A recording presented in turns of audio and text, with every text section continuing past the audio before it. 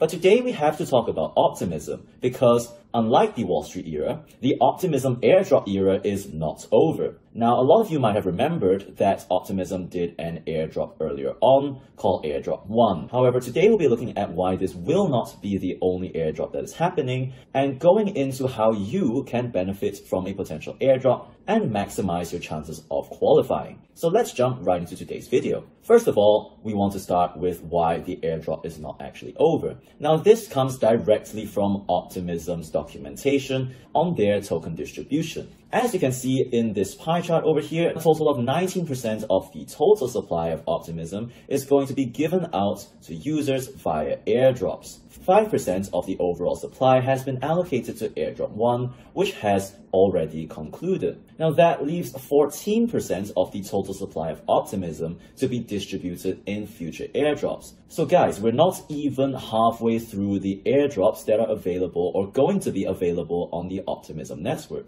And as a result, there should be a pretty good incentive for us to start considering looking at using the Optimism network. So today, we're going to have a look at how you can potentially qualify for future rounds of Optimism airdrops, because by the time that they are announced, it is probably going to be too late, because of course teams like the Optimism Foundation do not like people to game airdrops and basically make outsized profits, although in this case, it is highly likely that if you follow these steps, you could stand a good chance. So let's have a look at some of the ways that people have profited in the past and how you can potentially qualify for future airdrops. We do see that the Optimism team has come out with the documentation of which addresses are eligible and under which category. So here, the main categories that we need to pay attention to are the Optimism users, the repeat Optimism users, as well as the DAO voters, because these are the lowest hanging fruits that you can potentially qualify through. And of course, this makes up the bulk of the addresses that were eligible for the Airdrop 1. So first of all, Optimism users. This would be the people who made use of Optimism, their bridges, as well as their decentralized apps. And repeat Optimism users, well, that's self-explanatory, people who made multiple transactions within the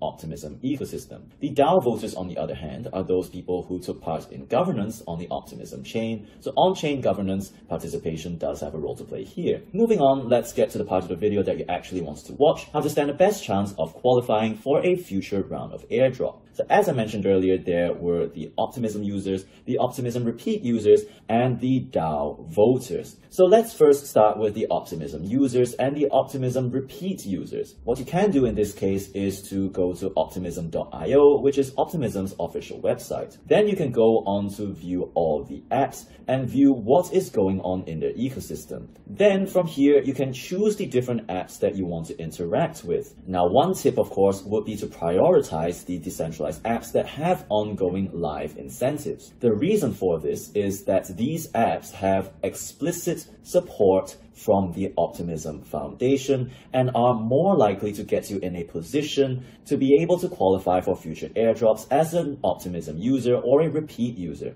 So this includes things like Lyra Finance, Synthetics, Thales, and Velodrome. So we covered Velodrome in a previous video on Optimism yield farming. Link will be down in the description below. But all you need to do is to participate in as many of these apps as possible. For example, on Lyra Finance, you can go ahead and make a trade. So you can also use apps like Synthetics and stake your tokens to earn some APR while you're waiting for a potential airdrop. Another popular way to earn yield while potentially qualifying yourself for an airdrop would be to use Velodrome. Velodrome allows you to earn pretty decent yields on various pools in the Optimism ecosystem. So this could be a way for you to not only qualify for the airdrop, but also yield farm for a longer period of time. Then you might also want to use apps like Hop Exchange, which allows you to bridge tokens between Ethereum mainnet and Optimism.